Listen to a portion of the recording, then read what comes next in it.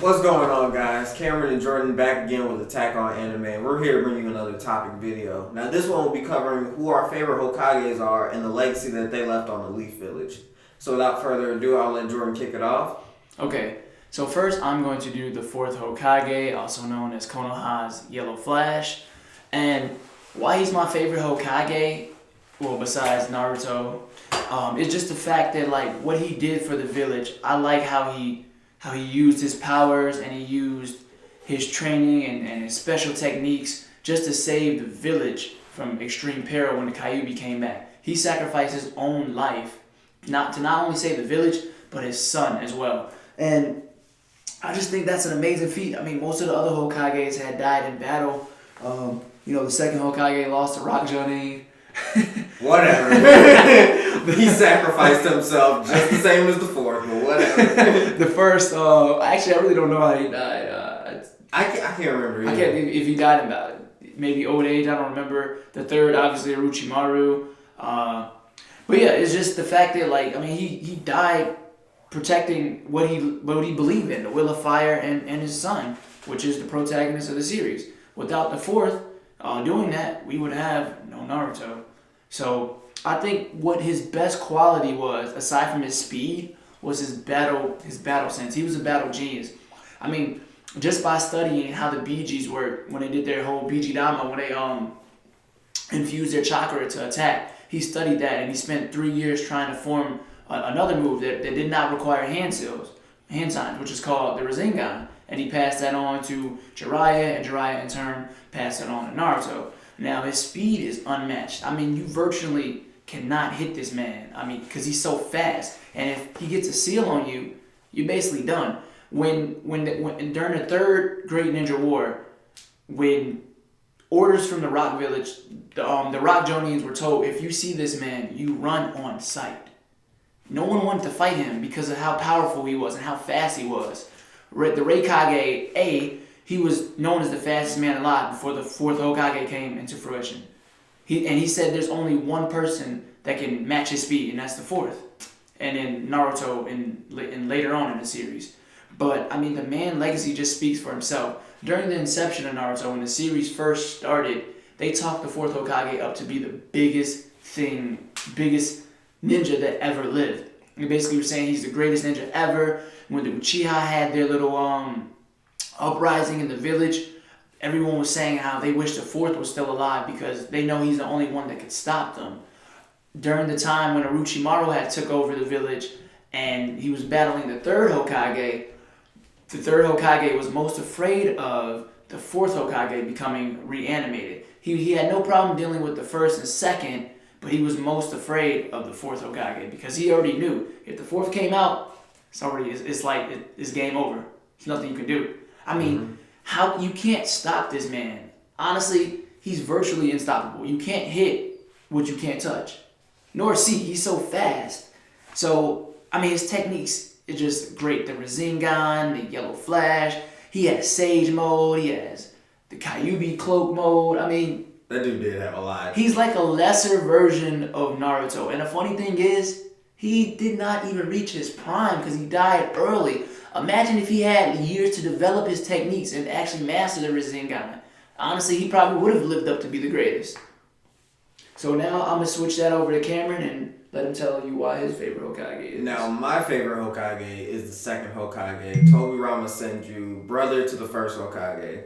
And he's my favorite because when he inherited the village from his older brother, or was he the younger one?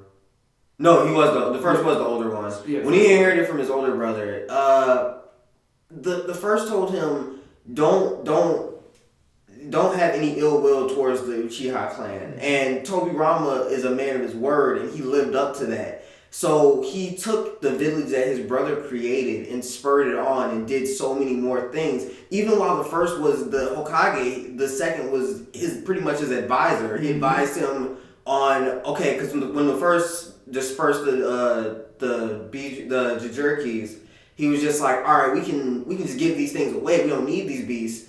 And the second was just like, no. We can make money. We just sell them. Like, don't give them away for free. Don't just do that for free. So while the first was pretty much like a free spirit, the second was more disciplined. He he actually started the academy, the Chunin exams, the Anbu Black Ops, the military police force that the Uchihas ran. He put the Uchihas in charge of that to pretty much. A lot of people say that he did it to spite them, but I think he did it because he was keeping that promise to his brother. He was just like, as much as I want to just get rid of the Uchiha clan and just not have to deal with them anymore, he was just like, let me put them in a position to where they're like, okay, we have a position of power, but not really. So he was just like, let me have their energies better spent over here. And he set up the academy because he was just like, all right, we're in a time of peace right now, so I'm going to train the next generation to not be so war hungry like the clans were before them. Like, we're gonna set up a village system, and when he set up the tuning exams, other villages took note on that, and they were just like, all right, we're gonna key in on this too, and that's where all of that came from. So a lot of things that we see in the village now was because of the second Hokage. He started a lot of that, and I think that's a great legacy to have because anything you see, like from the original series with Naruto at the academy and Sasuke, so pretty much all the Hokages that came after probably wouldn't have come if this academy was not in place and they didn't learn the skills that they needed to. And even the third trained under the second, so that just proves that even more. The second, he established so many great things in the village that are just still there that people, they can't touch. Like, you can't touch the academy. The Anbu Black Ops is like they use that so heavily now, and it's just crazy how many things that we see in the series that we didn't know that he was a part of. Even I didn't know he was a part of all that until I started researching it. And once I found that out, I was just like, wow, he did all that, like all these things that he set up that are still in place. And he was a great warrior, and on top of that, like the greatest fighter. He invented the move that the fourth actually uses. So it's just like he also created the reincarnation that comes up later in the anime that they use in the Great War. He also created the Shadow Clone Jutsu that Naruto uses all the time, which gets on my nerves constantly. Like, Naruto, get a new move. I'm sorry. Like, Rasengan and Shadow Clone cannot be the only things in your arsenal. Spam Jutsu. But no, those reasons alone are why the second is my favorite Hokage, because he just set up so much, and that's what a legacy really is. Like, you set up things that are timeless, that last forever in the village, and that when people look at it, they can say, that guy set it up. This was his idea. All of this was his idea. The secret police force we used, the Anbu, the military police that the Uchiha run, all of that was because the second had all these great ideas, and he was also keeping the promise to his brother. And that sticks with me because like, easily he could have, as soon as his brother died, he could have been like, all right, Uchihas, all y'all executed, done. True. He could have turned on it, but he didn't. And he had the power to. It's not like he was a weak ninja. Like, he was very powerful, very fast, quick on his senses.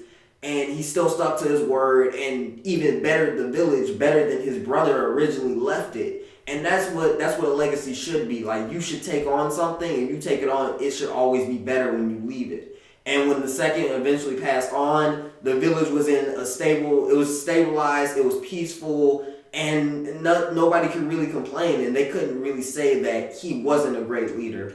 And the last point I want to make about the fourth legacy is the fact that the reason why he's so immortalized now in the Naruto universe is because during the time of the Kyuubi attack, there was no one in that village that could stop that thing. The third was there. They tried to hold it off until the fourth got there, but they knew he was literally the only one with enough power to stop that thing.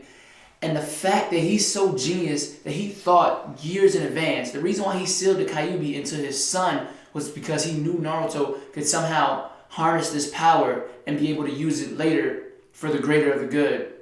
Because he knew that somebody was going to be needed to stop Obito in the future, because he saw how powerful he was. And he knew, hey, I can't do it now because I'm obviously about to die. So, hey, let me carry on my seed to my son. And it worked out. You know how many times Naruto relied on the Kyuubi? Without the Kyuubi, Naruto would have been dead. Naruto would have been dead. I mean, especially when he was fighting Pain. During Haku. Oh, God. We're talking about Haku. Oh, my God. That's taking it way back. Oh, when he first fought Sasuke the first time, Sasuke actually killed him. Oh, my God. That was... No, he should have been dead. I still debate that. Like, broke Sasuke, his neck, I think. Didn't he break his neck? Because he pile drived him into the ground. Like, exactly. Shidori threw his heart. Yeah, Kyuubi saved him then.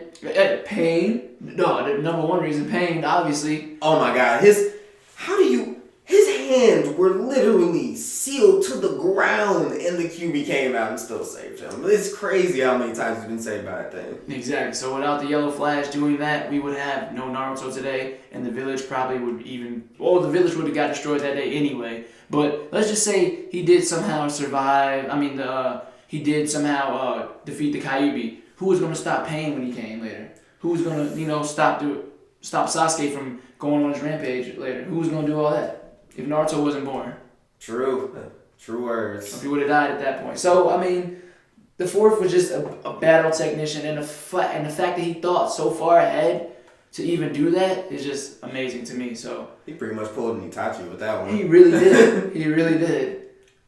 So do we have anything else to say at this point? I mean, they're both great leaders that left huge impacts on the villages. Without the fourth, like he said, the village would have been destroyed, and there would be no Leaf Village. There'd be no Naruto being Hokage. Like there'd be none of that right now. So, and without the second, we wouldn't have the academy. We wouldn't have the police force. We wouldn't have the Anbu. We wouldn't have just all the things that they set up. Institutions that are still in effect to this day. Even in the new third part of the series, like these things are still here. That's why they built the monuments with their faces on it, like Mount Rushmore, like we have. It's just like these people were so influential in everything that goes on in the village that their legacy will live on forever, and no one will ever stop talking about them. Like you can't forget these two or any of the Hokages for that matter. But these two left a great legacy on the village that no one can match. Yes. But guys, that'll wrap up this topic video. This has been another one from Attack on Anime. Tune in, like, comment, and subscribe. Let us know who your favorite Hokage is. Maybe your favorite Kage if you don't like any of the Hokages.